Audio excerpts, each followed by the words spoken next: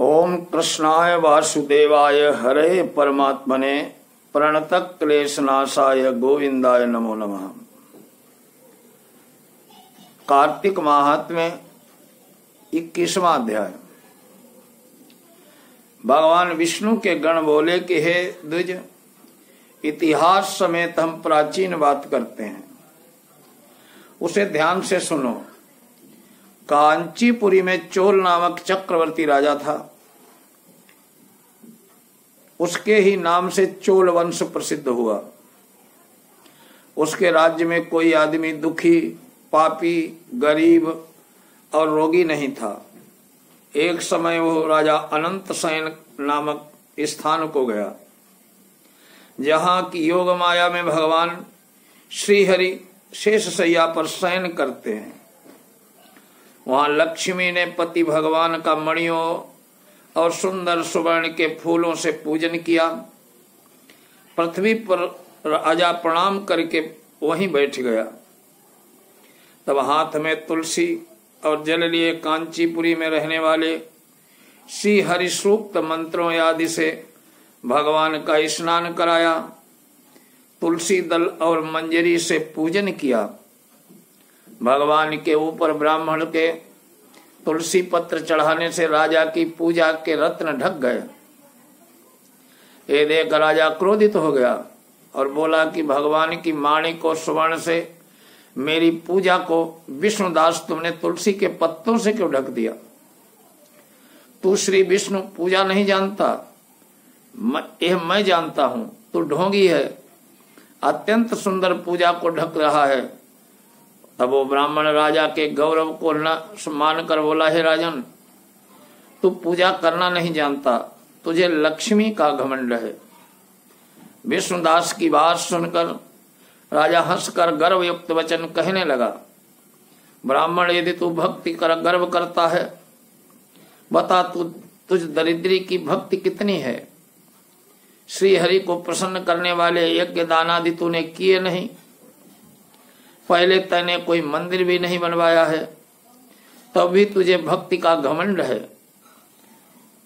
अब सभी ब्राह्मण मेरे वचनों को सुनो, सब देखते रहो कि विष्णु भगवान साक्षात दर्शन मुझे देंगे या इसको, तब हमारी भक्ति मालूम हो जाएगी। यह कहकर राजा राजमहल में चला गया और मुदगल ऋषि को आचार्य बनाकर विष्णु यज्ञ आरंभ कर दिया। उस यज्ञ में बहुत से ऋषियों को बुलाया गया, अन्न संपत्ति दान दी गई। यह यज्ञ गया क्षेत्र में किया गया। विष्णुदास ने भी उसी मंदिर में ठहरकर विष्णु को प्रसन्न करने के लिए माघ और कार्तिक मास का व्रत किया। तुलसी का पेड़ लगाया। एकादशी को द्वादशाक्षर मंत्र जप किया। षोडशोपचार और नृत्य गीत आदि मंगल कार्यों से प्रतिदिन पूजा व व्रत करने लगा। इस प्रकार सब इंद्रियों को वश में करके भगवान विष्णु की आराधना करते हुए राजा और विष्णुदास ने बहुत समय व्यतीत कर दिया। श्री पद्म पुराणे कार्तिक महात्म्य 51तमो अध्याय। गण बोले कि एक समय विष्णुदास नृत्य कर्म कर रहा था। उसका बनाया हुआ भोजन जो रखा था कोई अलक्षित मनुष्य चुरा ले गया। भोजन वहां न देखकर दोबारा भोजन बनाने में देरी होने के भय से सायंकाल की पूजा कर दी। भोजन नहीं बनाया। दूसरे दिन फिर रसोई तैयार कर जो भगवान के भोग की तैयारी की, इतने में ही कोई छिपकर भोजन चुरा ले गया। इस प्रकार 7 दिन तक बराबर उसका भोजन चुराता रहा। तब विष्णुदास अपने मन में सोचने विचारने लगा कि मैं 7 दिन से उपवास व्रती हूं, आज भोजन की रक्षा करूंगा। इस प्रकार रसोई बनाकर वो छिप गया।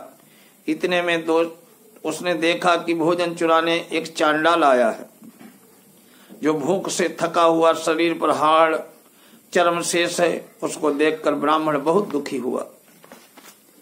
उस अन्न को ले जाने वाले को देखकर ब्राह्मण कहने लगा, ठहर जा, सूखा भोजन कैसे करोगे? घी ले जा, चुपड़ के खाना। ऐसे कहते हुए उसके पीछे दौड़ा मूर्छित होकर गिर पड़ा। वो ब्राह्मण चांडाल को मूर्छित देखकर अपने वस्त्र को हवा करने लगा। तब वो चांडाल उठकर खड़ा हुआ तो विष्णुदास ने उसे शंख चक्र गदा पद्मधारी भगवान विष्णु के रूप में देखा। उनको देखकर उनकी स्तुति और नमस्कार भी नहीं कर पाया। इसी समय इंद्रादि 33 कोटि देवता वहां आए। गंधर्व और अप्सराएं नृत्य करने लगी।